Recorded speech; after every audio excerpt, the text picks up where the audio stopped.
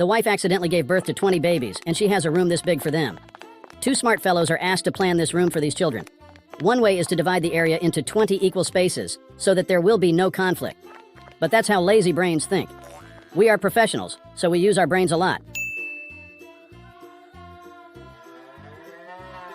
Number 1, go to your cousin and borrow a few tons of steel frame.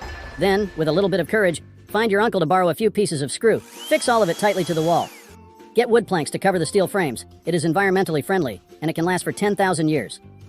Put on breathable rib cages. Use breathable moisture-resistant fabric to avoid nightmares while sleeping. Then go to the second cousin's house and grab 9 soft beds.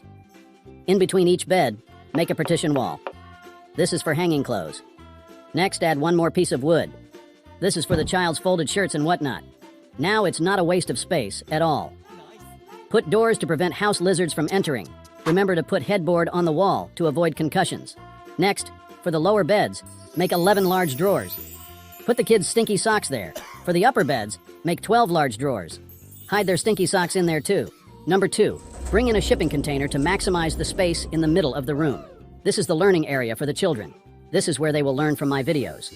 There are bookshelves next to it, like a little library. Knowledge is power. Put a staircase next to it. Tell the kids to climb it every day to strengthen their bodies and stay fit. The most important thing is that the space above is not wasted. Put on some beanbags above. This is the children's happy space. Put a sculpture of Master Oogway above to remind the children that they should use their common sense. It's looking great. Don't forget to put on side railings for safety. Usually 2 students with poor grades will face Master Oogway. It's to ensure that the other 18 children are serious with their studies. In such a room, each child has their own private resting area and a shared learning area.